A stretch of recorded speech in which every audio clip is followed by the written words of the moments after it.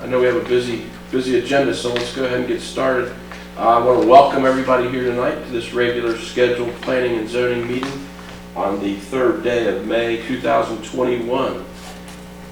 I'm going to welcome everybody here this evening. It looks like we have a full staff back on, and I see some smiles on there, so that must mean we're getting to an end, which is fantastic. And the Extension Office, we just can't say enough good things about you and what you've been able to do for us. We were sitting here this evening just a few minutes ago, and we were talking about all the work we have in front of us, but this has been so helpful. So we're looking forward to getting through this evening and getting into this room and rolling up our sleeves and getting started on it. So I want to thank you for coming again this evening. Let's just jump right on into the agenda. First motion is to approve the minutes of the Planning and Zoning meeting held on April 19th, 2021 as presented, or with corrections and waive the reading. I'd like to move to approve and waive the reading, please. Thank you. Have a motion? Second. Okay, and a second.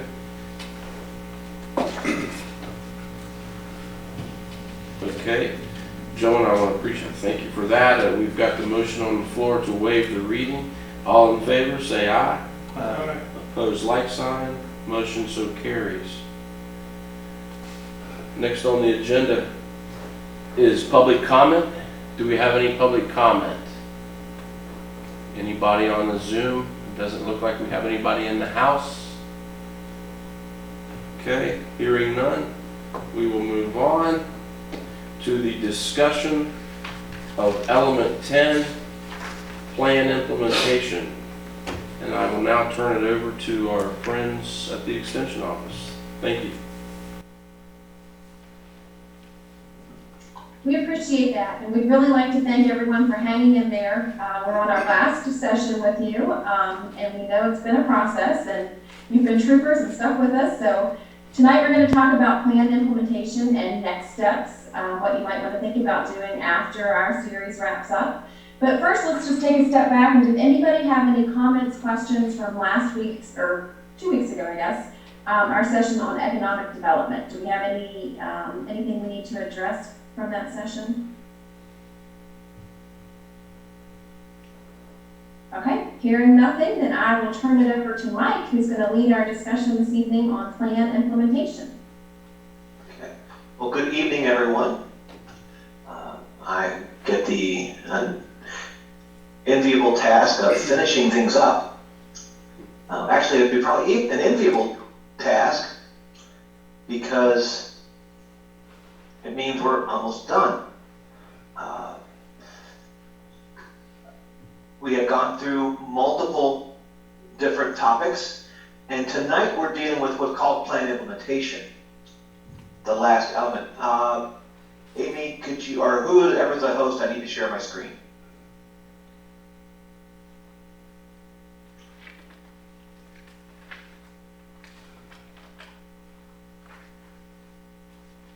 Okay.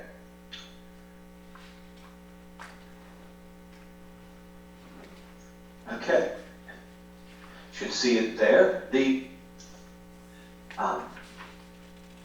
And this was taken from the plan. This is just again where it came from and who worked on it. Professor Stout and the students in the class last semester. Now, I do want to say a little bit before I start going into some of the goals and talking about the plan implementation. To me, as I look over this plan, is a bit of a misnomer, because really the implementation is taking the goals and is adopting the strategies for the goals in the previous elements. What this really deals with in this section is what to do after you've enacted the plan to keep moving forward, to keep the plan up to date, to keep the community moving in the direction that you want it to go. So implementation really is more post-implementation activities as much as it is implementing the actual plan. There are 3 goals in this section. One is to deal with whatever growth occurs in Summersville's forecasted management. um, and work on that according to the plan. The second is to involve everyone in the community. And the third is to ensure that the regulations for development are efficient and effective. In other words, they're doing what you want them to do and doing them with as less restriction as possible. Actually, two more goals, actually there's 5. What happens when you can't fit them all on one page? That you have staff support and revenues for the comprehensive plan to do what you want to do with respect to moving ahead together. And I heard discussion beforehand, and yes, some of the things that we've talked about are going to require resources, both money and people and time, and that is the process that I'll outline after we talk about these, and the city needs to figure out where to go from here and how to make this all go from a document to a to-do list. Now the first is just, goal is forecast and manage continued growth and development according to the comprehensive plan. And it has the first objective associated with it is to generate a growth management plan and use it in scheduled review of the comprehensive plan. So in other words, you want to make sure that you've got a process for dealing with growth.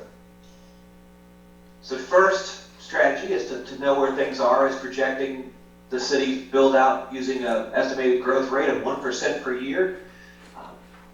And at the highest density allowed according to the future land use map. What this means is that you're taking the map and figuring if you're going to grow 1% per year, is what it looks like. Where are places that might develop, or how much area is going to need to be developed. The second is analyze the carrying capacity of the city circulation system based on the build-out analysis. In other words, you have the development you're anticipating. How are you going to handle traffic? And the third is analyze the carrying capacity of the city water and wastewater treatment facilities based on the build-out analysis. In other words, how are you going to provide water and sewer based upon the growth that you anticipate?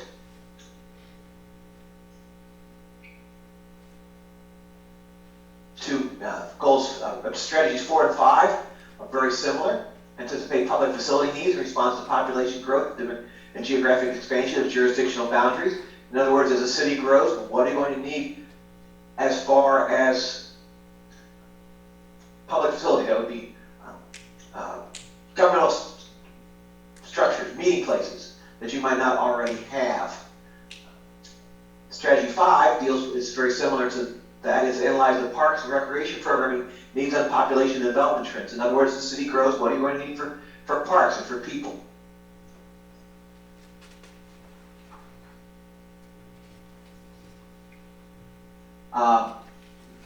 Strategy 6 is analyzing the housing needs. Based on the build-out analysis in partnership with the proposed housing authority and the West Virginia Housing Development Fund. In other words, we've talked about creating an entity that looks at housing. We want to work with, have that entity or the state fund for housing and figure out if you're going to grow 1% per year, what does that mean for your housing needs? Right now, we're at about 2.3 or 2.4 persons per household. So if you grew for every 5 people, you need basically 2 housing units. And then finally, the last strategy, analyze commercial and industrial space needs based on economic development projections. And you would do this, you work with some state and local and state, regional, and local economic development agencies to develop these projections. So essentially what this is setting a anticipated growth rate 1% per year, and what does that mean for various systems and needs within the city? Questions, comments?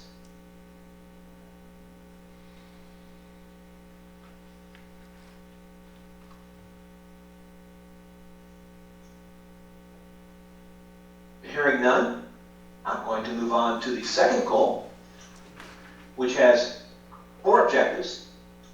And this is include the entire community in shaping the future growth and development of Summersville.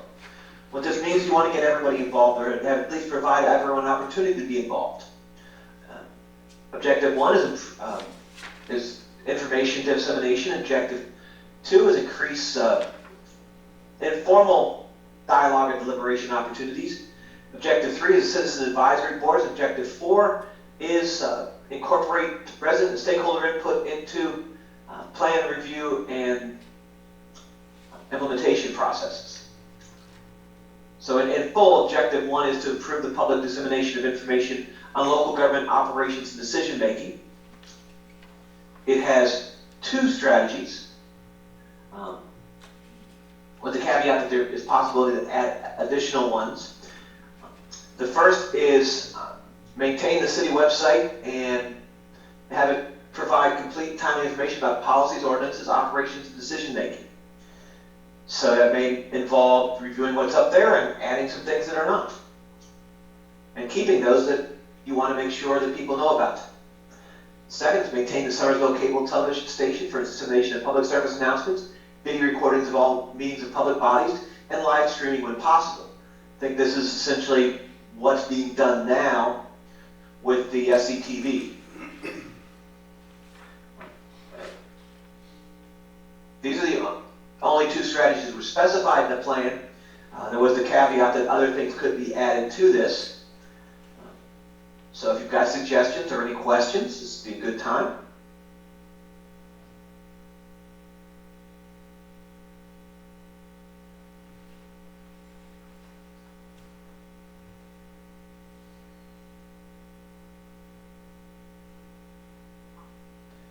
Well, I'm going to move on to the next objective, since there's several associated with this goal, and that is to increase opportunities for informal dialogue and deliberation on important issues to inform subsequent decision making. 2 strategies with this. The first is hold annual State of the City Town Hall events. And the second requires citizen advisory bodies to hold annual listening sessions to gather input from residents and other stakeholders on an area of purview. The first is, sort of an annual check-in by the city itself, and the second is all the bodies that advise the city. This being one of the planning and zoning, but there's, a recreation board would be another example. Public services board, utility boards. Have them have at a meeting each year when people are back coming to meetings, an opportunity where there's limited agenda and just sit there and listen to people. Often people just want to be heard and make their point, and sometimes they even have ideas that we didn't think about. And it's a great way to engender confidence in local government and to find out what needs to be done. So, questions, comments on these?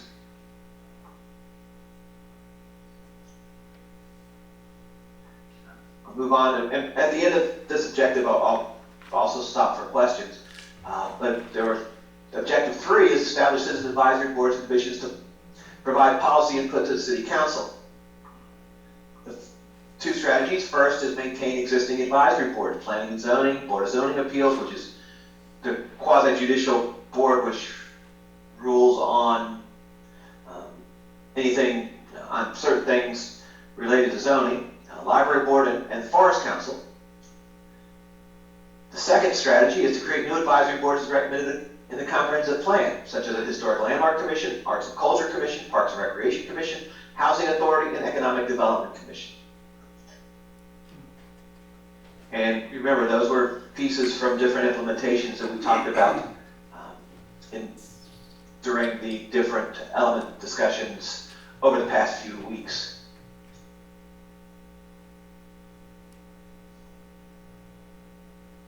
Any quick questions or comments?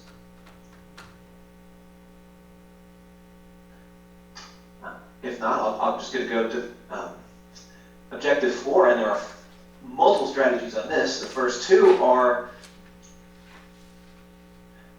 and it's incorporate resident stakeholder inputs of comprehensive plan and its implementation.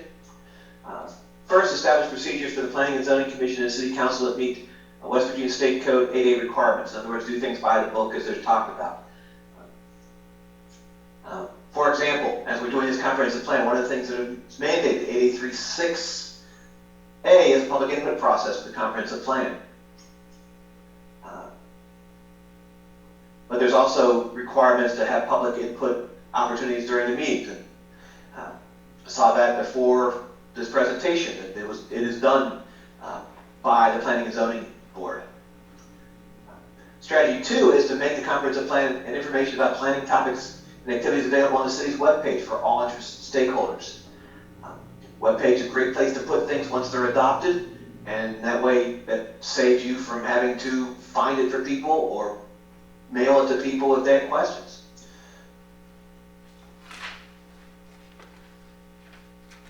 The third strategy is to hold participatory visioning and planning sessions in years when the comprehensive plan is scheduled for review and revision. In other words, get people involved as you're periodically looking at this plan. Strategy 4 is adopt public engagement policies and procedures for long-range planning, public program design, public development projects, and private development projects. In other words, when there's opportunity, have a process which people's voices can be heard about projects. And they help shape them and direct them for the betterment of the community. The last two strategies, strategy 5, hold public meetings on an annual basis to review progress towards comprehensive plan, goals, and objectives. In other words, it's a check-in, how are we doing? And strategy 6, create a youth advisory council as representative of the youth population to ensure youth engagement in planning, review, and assessment activities. So often when we talk about the future, we forget that the youth are our future, and hearing from them brings a necessary perspective, as well as one that is going to be different than ours, those who have been around for a while. So it's always good to get the youth involved, and this will create a formal mechanism for that. And those are the 6 strategies for this objective. So there are any questions about this objective? Or any of the objectives? This is the last of the 4 objectives for goal 2. Is this the one? Mike, I hate to let you get through this whole thing without asking a question. So on these boards and commissions that we're to, I guess, try to put together and make recommendations on, do we follow any guidelines? Does the state provide those, or do we just arbitrarily do them ourselves? Most of them are defined in state code. I know, for example, recreation, there's a section, as a city, you can have a board of parks and recreation commissioners, a boat park, and that is specified in state code. Similarly, a historic landmark commission is specified in state code. So a lot of these are very much, if you go to the appropriate code section, they talk about how you form these. Some other ones are not. I don't believe there's anything, for example, on a youth advisory council of how that would be created. So you would have, so depending on the subject matter of the entity you're looking at would depend on whether or not there's guidance in state code, or if you are free to design it however you desire. Okay. What about housing? That one I do not know off the top of my head. I know there's a lot, but my guess tells me there is, but I can't say that with certainty because I have not gotten into that part of the code. Daniel, do you know if Daniel, you've done some housing studies. Do you know if there's anything in state code related to local housing authorities and how they're supposed to be set up? I don't, but I can find that out. Okay. So, and what if someone could put on our tick list of things just to find out is which one of these, as we go through all these bodies that we're recommending, or that the plan is recommending be created, if there is state code associated with them, that we provide the citation so the city will have access to that. So, I'm kind of curious, and I'm pretty sure there's an economic one. I think it'd probably be an 825, but I don't know about housing's one that stumps me. So you stump the judge, or or whatever I am, the panelist. Unfortunately, I don't have a prize for you, except more goals to talk about. Okay. But before we go on, does anyone have anything else about goal 2?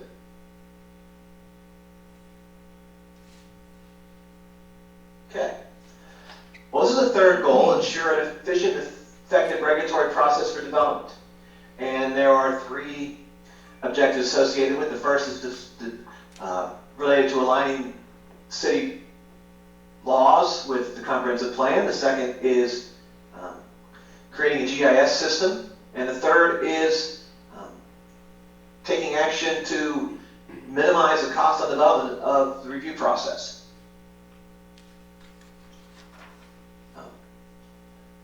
First objective in full is align city codes, ordinances, policies, and programs with the comprehensive plan to support implementation. It has 2 strategies: revise the zoning ordinance and subdivision ordinance to enable implementation of the comprehensive plan.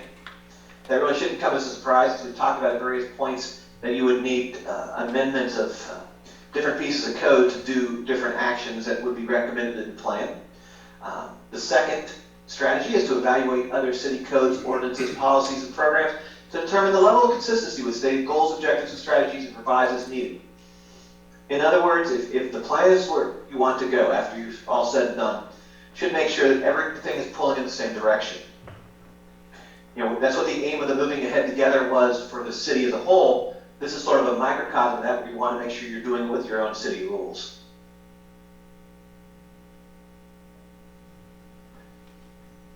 So, if there's nothing, any questions on objective 1? Now we've got objective 2, which only transfer comprehensive plan and zoning ordinance information to a geographic information system platform. It has only one strategy, which is ensure online access and ease of use for planning activities, revisions, and design review by residents, businesses, and other stakeholders.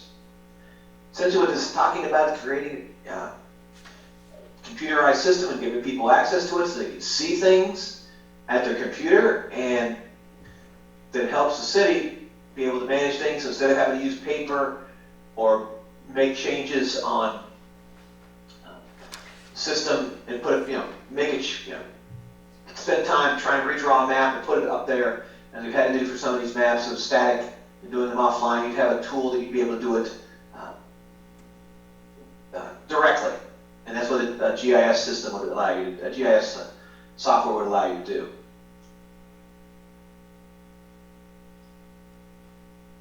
Questions? Okay. And the last objective for this goal is, and these are only, it has the 3 strategies below, is the last is objective 3 is to reduce the impact of the development review process and the cost of development. Strategy 1 is streamline regulatory process by using pre-application staff review and recommended activities in the public engagement policies and procedures. In other words, a set system for people to look at things and go through and get some early sign-offs, and then if the public's involved, again, it's already set how it's going to happen. Now, some of these things are specified for different activities and changes by state law, so in some ways it may just be making sure that you're doing what you're supposed to be doing and just codifying it and making it the standard process. Strategy 2 is post signs or otherwise clearly identify to the public those properties subject to zoning or other development review.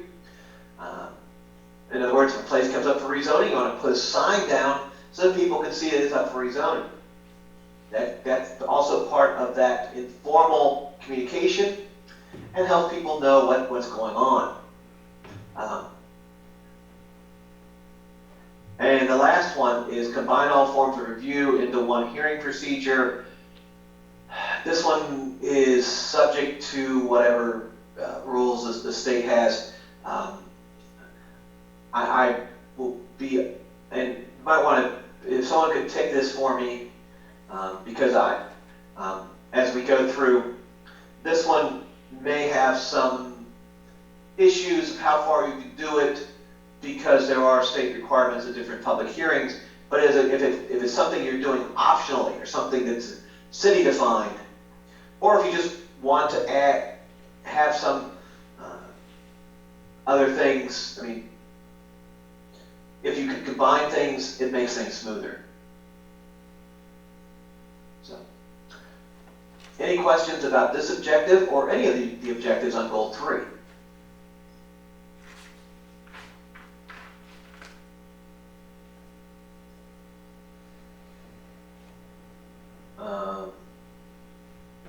Okay.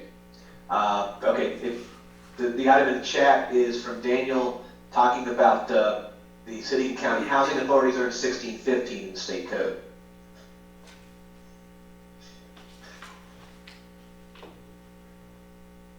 So, goal 4, we're in the home stretch of goals. Ensure sufficient professional staff to support the implementation of the comprehensive plan. There are 3 objectives associated with this. One is about form of government, one is about hiring a planner, and one is about seeking guidance from a land use attorney.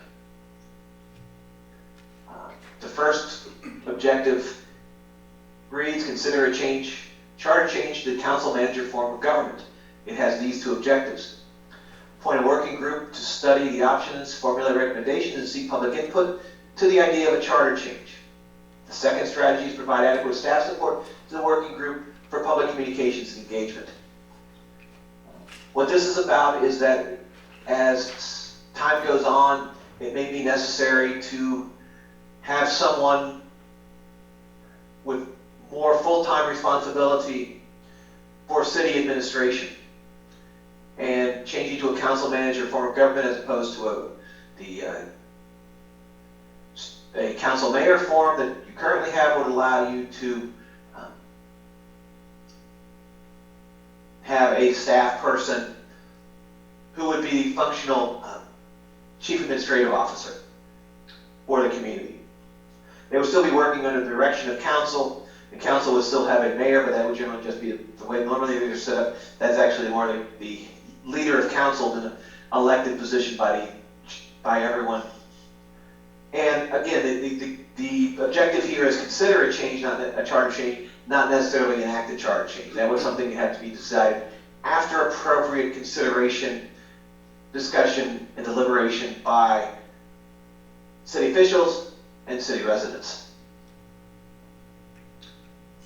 Questions on this objective?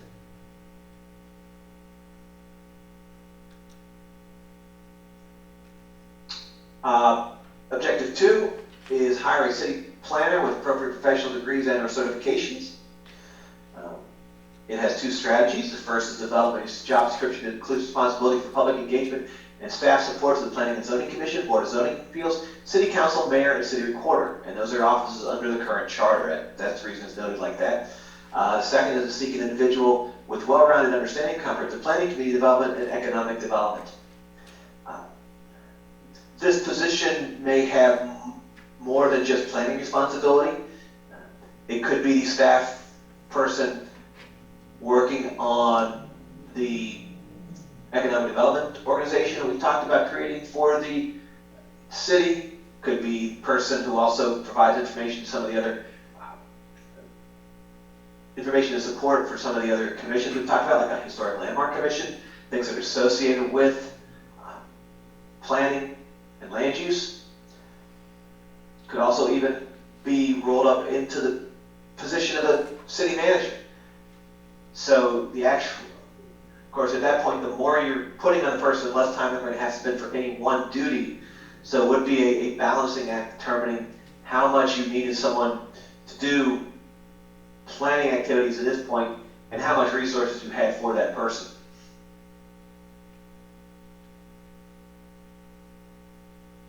Questions about this objective?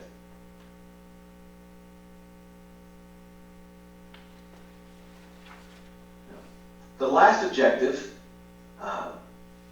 is use guidance from a land use attorney in planning and development decision making. And the sole strategy associated with it is establish a retainer that fits typical planning and development activity needs. In other words, there's going to be times, even if you have a planner, you need someone who can look at the law and give you legal advice. A planner can look at the law and give you lay advice. I can look at the law and give you lay advice.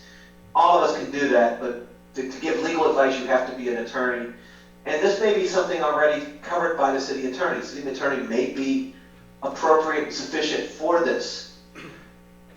But sometimes there are questions that come up that are so complex that you have to have a specialized attorney.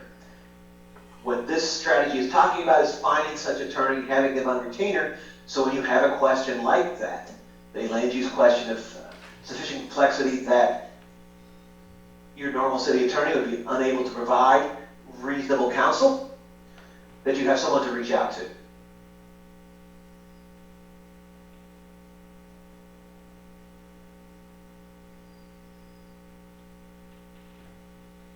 Questions about this objective or any of the objectives under Goal 4?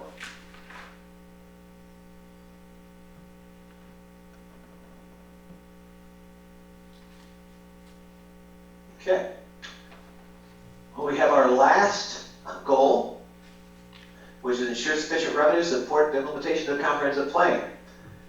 It's the money's always a big thing. It has one objective: maintain an ongoing operational and capital improvement plan and budget. There are multiple strategies under this objective. Now, first of all, if you don't know what a capital improvement plan is, that's something that should be recommended, that all governments should have. It's highly recommended. Basically, it's what you want and need over the next few years and how you're going to pay for it. So you do your annual budget. The capital improvement plan is sort of for larger items and non-recurring items, a list out 5 or 6 years of what you anticipate having to get and how it's going to be funded. It may mean setting aside tax revenues, it may mean doing some bonding, it may mean seeking grants, depending on the item and what needs to be done with it. The first strategy here is establish long-term projections for hydroelectric power generation revenues and designate expenditure for specific capital improvement projects. And we talked about this a bit in the public services and utilities element. What this essentially is saying is use the money from the hydro plan to do your capital. Don't use it for operating. Strategy 2 is identify appropriate uses of bond fund financing. Improvement district can be through a tax increment finance bond, where the new tax revenue goes for that. Some other thing could be things that are going to make money. It could be through a revenue bond, or there could be a general obligation. So if you have utility improvements, it could be that to the money raised in water and sewer. And finally, just general items, general obligation bond, new facility that's for an expansion of City Hall. And I'm just using that as an example. I'm not saying City Hall needs to be expanded, but that provides that just gives you a thought, or a recreation center or a community center. That may be a use of a general obligation bond. Strategy 3 is to strive toward a tax base of 70% residential and 30% commercial over time. That's just a rule of thumb. The exact mix may be different, but that's a typical ideal mix. You don't want to be too much residential, because residences use more tax revenue than they bring in. But you don't want to be too much on the other side, because then you'd have no residents. So you want to have places for them to work, places for them to shop, places for them people to get their services, but you also make sure you have places for people to live.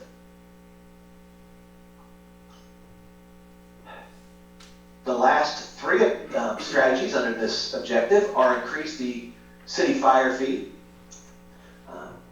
And again, that would be, we've talked about that in public services utilities element. Identify other tax or fee revenue strategies. I mentioned one previously, tax increment financing. Also, if you became a whole rural community, you could enact a sales tax. And then finally, continuously seek grant opportunities. That goes without saying, trying to find money for the community that's going to require, that people are willing to, are looking to help out with, is always good to get when you can. So any questions about this objective? on goal 5?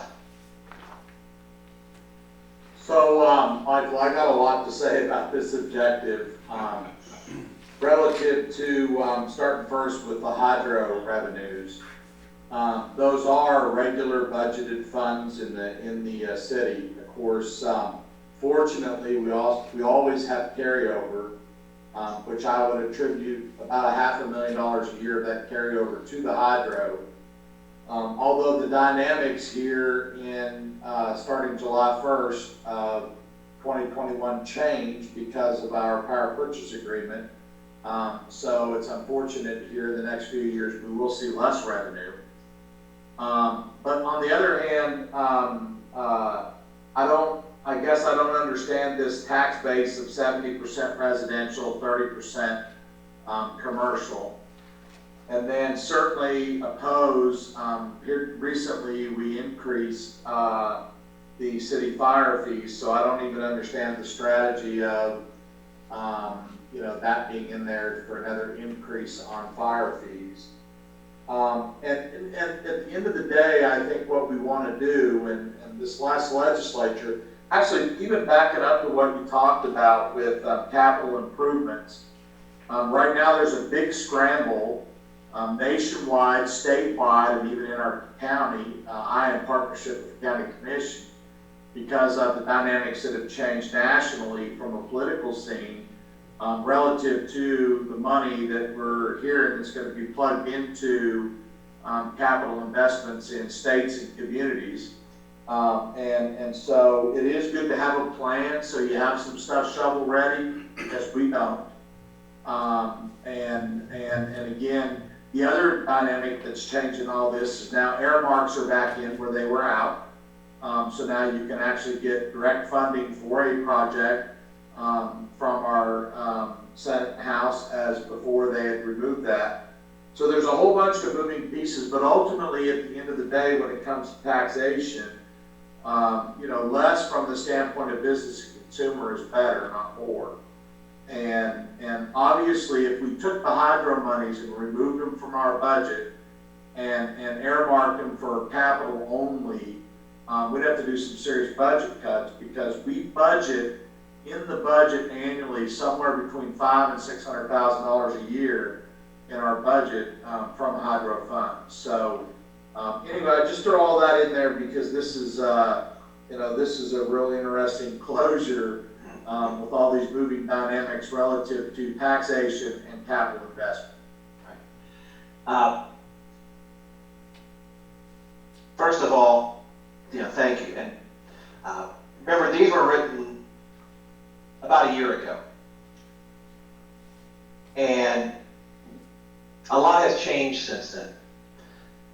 So I think, well, first of all, as we talked about, I think there were different expectations on the hydro power generation, or isn't that eventually supposed to then, you talked about the revenue generation going down.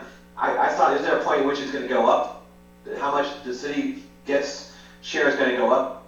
Yeah, so our current contract, in the last 4 years, the city will take in about 60% of the revenue, which there will be a big windfall. I mean, actually that could hit somewhere between $6 and $8 million a year.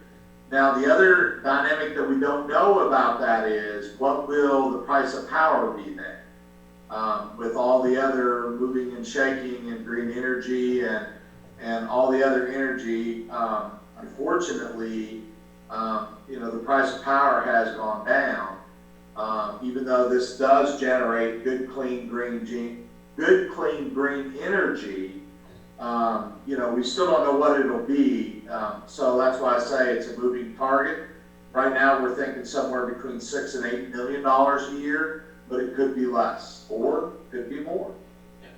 And it could be that this is not well written, not described, and what's being talked about here, maybe those windfalls that you don't want to, not the current monies, but the excess monies that you anticipate getting, because it's not the first time, I remember hearing about them before, so that's part of the reason it didn't strike me as odd. And again, we're talking long term, so the idea here is when you get windfalls like you described, that you want to use those for capital, not operating.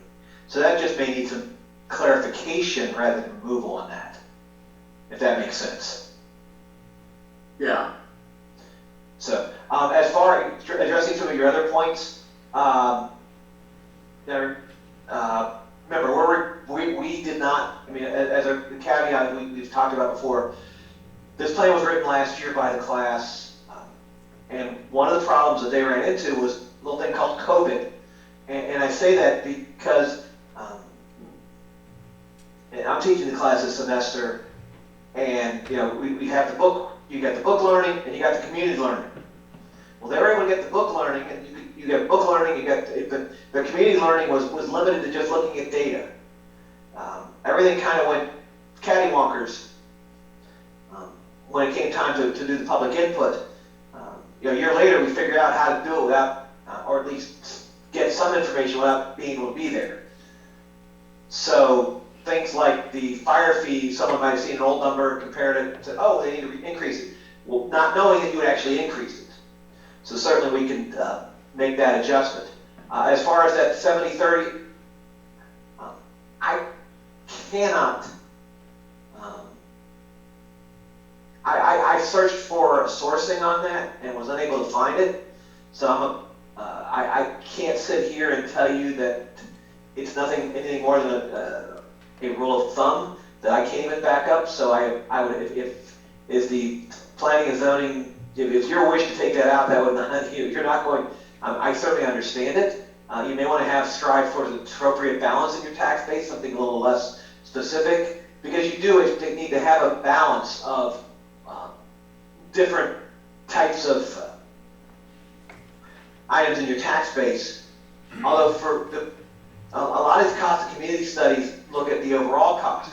If you're a city, the residences are not the drain for you if you don't have education. Since education is done on a county-wide basis rather than a local basis in West Virginia, having it becomes a little bit less of a stress on a municipality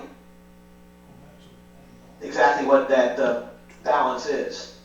But between residential and commercial. But I think you do need something that you get enough revenue and don't have too much expenditure, which I think is where the 70-30 is looking for. On the other ones, we talked about the fire fee. After the session of the legislature, I'm not sure I could, if I'm sitting and looking, you want to raise it, they talk about raising the income tax up to 8, that means a 1 penny. Local, you've got a 9% tax rate, which would be a 50% increase on your sales tax that you have now. And if you got, since if someone sets up right outside the city, they're going to be a penny less. That penny's usually not going to bother people too much, but it does. And you're sitting in middle state, so a sales tax increase, you're not going to have issues of border leakage, which I don't think anybody really considered when they talked about this. But any tax increase is unpopular, particularly when there's no tax offset. So I'm not sure, again, how much you want to talk about that in specific terms. I was a little bit confused. And I'm going to use round numbers here. Our ad valorem tax in our budget is about $700,000. And that includes both business, residential, real, and personal property. And then of course, the balance of the budget is made up from various things, which, an even bigger chunk is about 1.2, 1.3 million in B&O tax, which is tax as a direct result of business. So what I was trying to do, and let me tell you this, I totally understand, first of all, how this was put together and when it was put together, and it's laid out as a plan and to stimulate the minds on what we really want going forward, but I just don't understand that 70%, I guess I don't even understand what it means, 70% residential, 30% commercial, because the bulk of taxation in our budget would definitely fall to commercial. I would say it would even come to being reversed, 70-30 commercial residential. I think it's referring not so much to,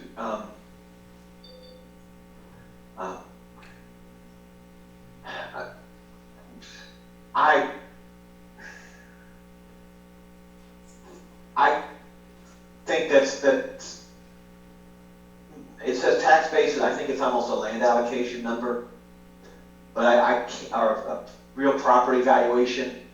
But as you said, there's the ad valorem is one tax, and it's got real and personal, and there's other business taxes. So I think that's a real estate tax rule of thumb. And the more I've looked at it, the more I am uncertain of its applicability for Summersville. We can certainly recommend it, mark it, read it out. Yeah, Mike, I think like you said before, I think we can suggest language like diversified and balanced tax base, and then if we want to just strike it completely, that's fine, but. And I've gone through and made some comments on a lot of these. This is one I definitely did. And when we put together everything, you'll have those comments as well. So that one was a head scratcher for me too, so don't feel badly. Yeah, I like Daniel's comment. I think that would, because, straight up sometimes with our carry forward, I sometimes wonder from a taxation standpoint if we're not taking more than we need. Again, it certainly puts us in the driver's seat to invest and do projects like we often do. And then not only that, it's the investment we do in our extended community as well. Exactly. And that's, like as I said, some of these are best practices, but they're generalized to the point where, West Virginia's got a system where the tax rate on your business property is twice the tax rate on the house you live in. So two houses, I have the house that my mother-in-law lived in, she passed away 3 years ago. We're going to have our son live there, goes to college, it's sitting empty. But we pay a class 4 on that, we pay twice the tax rate. And I bring that up because not every state operates that way. And Virginia, it's all property is one tax rate. It's a real estate tax rate. There's a real estate tax and a personal property, and they are separate. They're not connected like class 2 and 4 are in West Virginia. So it is just again, I think the whole idea behind that is just sort of a balanced, diversified tax base. And I couldn't tell you where that rule of thumb came from. And I did search for it when I ran across it. I just could not find it. And I don't recall even seeing it before. So we can certainly strike that. The only other thing I'd like to say, just backing up to what we discussed earlier, is citizen advisory. I do hope that this plan takes a hard look, because I do think we need citizen advisory in the areas that are stressed: parks and rec, economic development.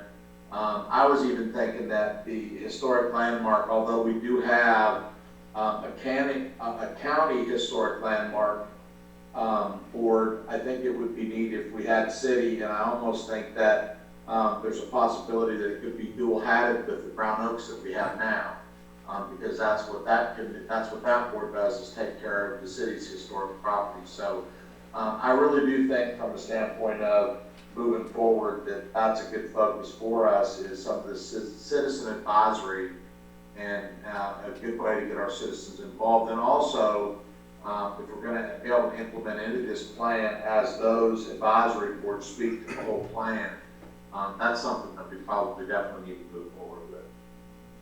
Agreed.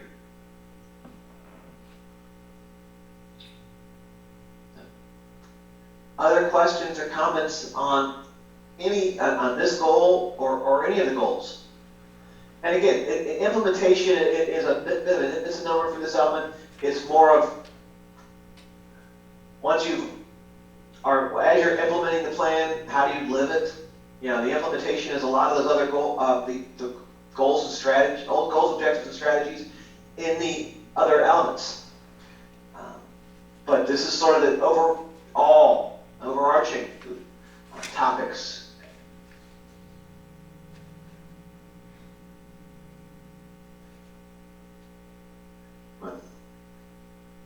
Okay. I don't hear any comments. I will put, hopefully someone could post in the chat the link to the form, so if you come up with things, you can just respond in there. But and it's up there. But now, I mean, this is the conclusion of the educational series. And remember, we had all these other elements we talked about. We talked about natural resources, we talked about cultural and historic resources on the 1st of February. On the 15th of February, we talked about land use. The 1st of March, we talked about transportation and public services and utilities. On the 15th of March, we talked about civic facilities and parks and recreation.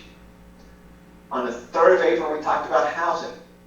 On the 17th of April, we talked about economic development. And on today, and I will correct that on that should be May 3rd, we talked about implementation. So we've gone through all of this. We've made notes about different topics. There's some things that we know that you want changed, some things you want added, some you want removed. We also, as I said, I've got notes on that we have made on some of the background characteristics on various strategies. We have additional research that you've asked us about on different strategies. All that's going to get taken together and put into a report given to you.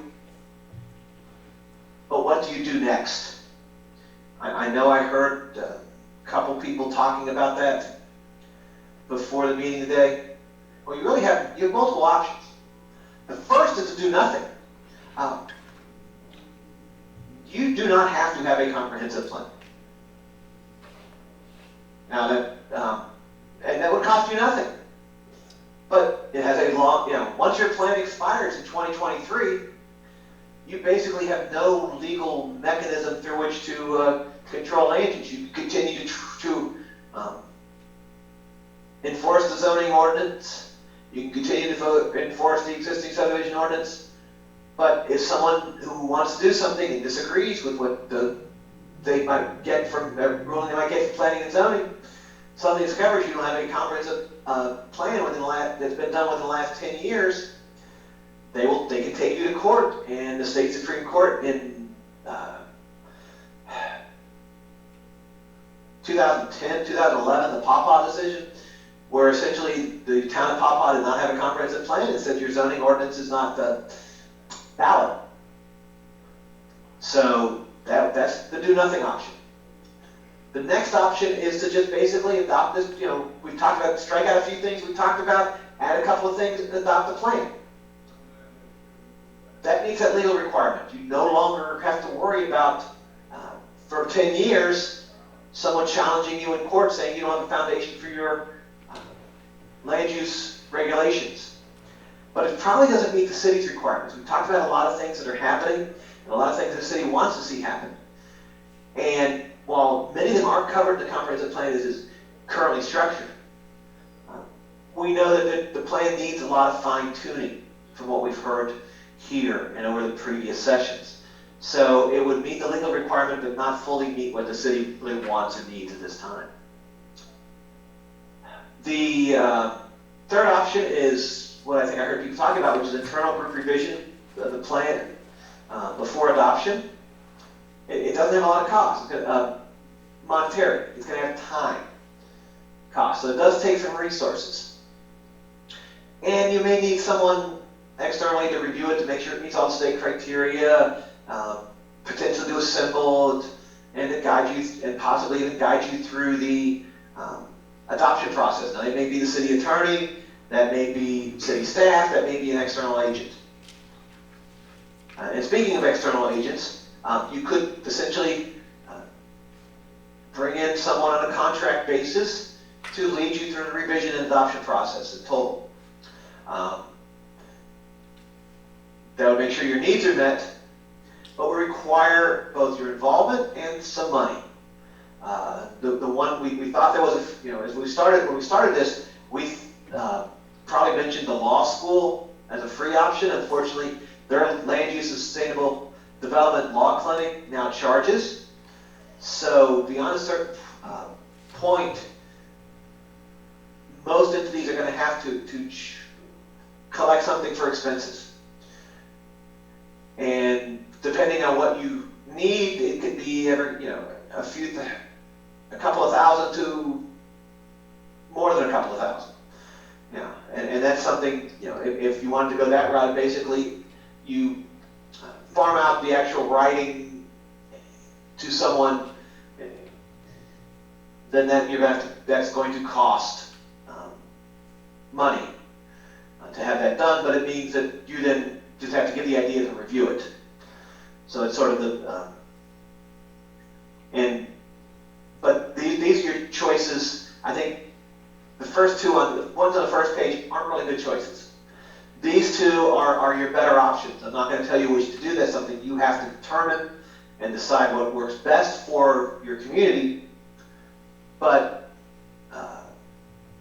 certainly either, I know that you talked about I heard people talk about rolling up their sleeves and just getting it done. So that third option, the first option on this would be the third option overall, may be the way you decide to go. And I've seen places do these very successfully on their own. I've seen them bring in someone to finish things off as well. So that's a discussion that you would have to have if you're interested, and we can certainly try to help you if you want to find an external agent. Try to help you find one. And we could, I would be remiss if I was saying we could also be the external agent, but I don't want to turn this into a commercial for us. That was never the intent of this, but we have done that for other communities. So, once you get the plan together, then comes the actual activity of getting it approved. The planning and zoning, you need to seek involvement in part of plan development. You've done a lot of that. You invited the public here, so you are working on that and some activities before. Next, you have to have a public hearing with 30 days notice. Remember I talked about the one caveat on the one hearing process? Well, sometimes these hearings are specified in state code. The comprehensive plan actually has 2 required hearings in state code. The first one is by you. You also, once you have it, you're supposed to send out to other government bodies to see if they've gotten your action. So in your case, you have to send it to the county. It would be advisable to send a copy to the county commission and say, do you have any, here's our plan. What do you think? Will you hear from them? I couldn't tell you. And all of this information is spelled out in the June 1, 2020 memo from your attorney, George A. Tucker. So I'm not really giving you anything that you haven't already seen. I'm just putting it in a form here in tonight's meeting. So once, and that's all done, okay. You make the last action is that you make a recommendation to the plan you present to City Council. So, the assumption is you're not going to go through this whole process, develop a plan, and then decide not to recommend it. That's sort of a conclusion, a foregone conclusion that once you get it to shape, the idea is to get it to council, because it is the body that actually adopts the plan. And it receives it, and it has to have a public hearing, but it only has to have 15 days public notice. And again, these notices are specified in state code, that's why the code section's there, and usually they require a class 1 legal advertisement.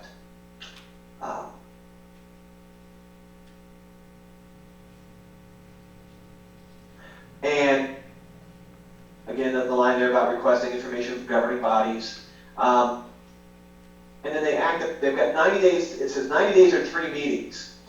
And the reason that's put in there, it really is whichever is longer, because in some counties they have still only When this was, there was provision for counties, if county commission only met once a month, it may be 91 or 92 days between the the third meeting, so it made that still legal. The actions that that can be taken are adoption, rejection, or amending it. Now, if it's approved, everything's great, it's filed with the county clerk. If the county commission decides to amend it, you can accept the changes and then it's enacted and it gets filed with the county clerk. If it's rejected, one way to be rejected would be if you didn't accept the amendments, you can ask council for reasons in writing and council must respond within 45 days and it becomes sort of I describe it as a legal ping pong game. Then finally, if council rejects it, you take no action, the rejection is final. But where you want to get up here is at approved. And you do that by working with it, making sure that council knows what's coming.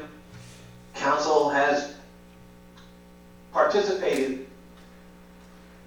in the process, and that council is not surprised by anything in the plan.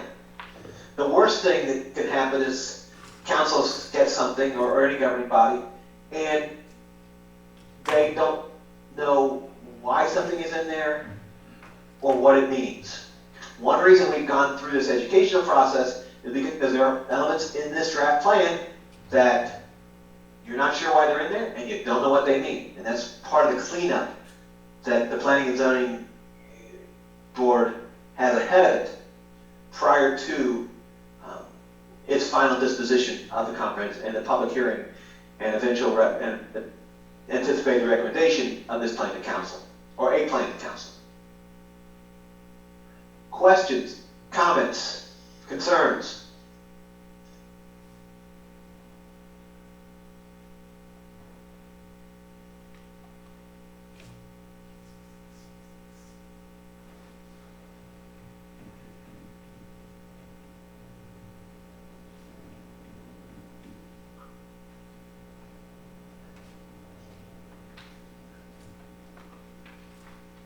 I haven't stumped all of you, have I?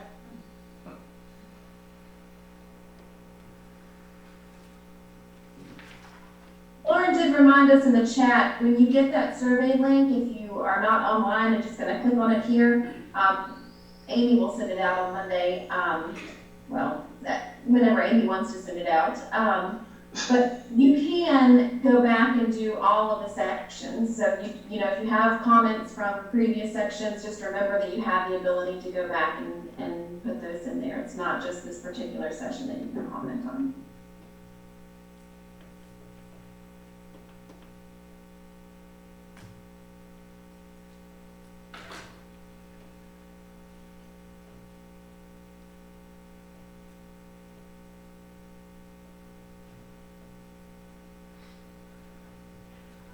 Any other questions?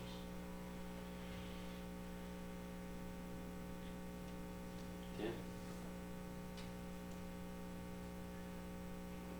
I think everybody's okay. Michael, you did a good job. Thank you very much. Either that or I put him to sleep. I'm pretty good at being boring.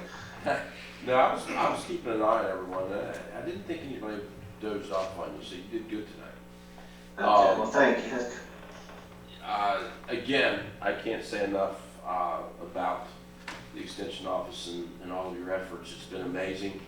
You probably haven't heard the last of us. I'm sure that we will be reaching out to some and having a few questions, but we will roll up our sleeves and jump into this quickly. Well, again, you haven't heard the last from us either. We'll be compiling all the feedback and what we heard about where you all wanted changes and had specific questions and assembling all that. Whether you decide to go with an outside group or do it internally, you'll have the feedback from this process to craft those recommendations as are most appropriate for the community. Okay.